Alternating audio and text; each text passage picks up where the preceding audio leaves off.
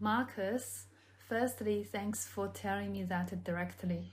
I actually appreciate it.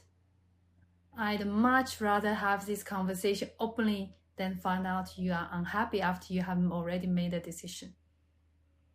I want to start by saying this. Your performance has been outstanding. Good job. A 9.5 million month is a big achievement. Well done. And there's no question you are one of the strongest contributors in this team. I also understand why a conversation about a 160k base would get your attention. Anyone in your position would at least consider what the market is saying. But I also want to have the broader conversation about what makes someone a senior broker here.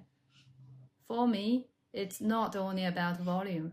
It's about consistently delivering great outcomes while protecting clients, the business, and the team around you. I want to talk about the audit funds from this month.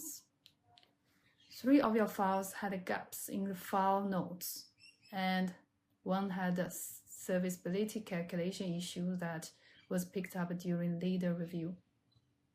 The good news is there was no client impact, and the process caught it. But I don't want us relying on the last line of defense to protect quality. I hear your feedback that some of this feels bureaucratic, and I understand why it can feel that way when you are moving quickly and delivering results. But the reason these standards exist is because when volumes grow, small gaps become bigger risks. What I want to understand is, do you see this as something that genuinely adds no value?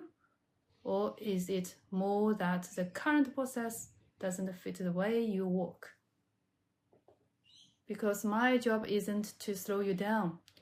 My job is to help you perform at this level consistently.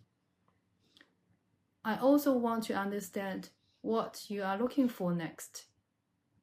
Is this mainly about remuneration, or are there other things you are looking for in your next stage?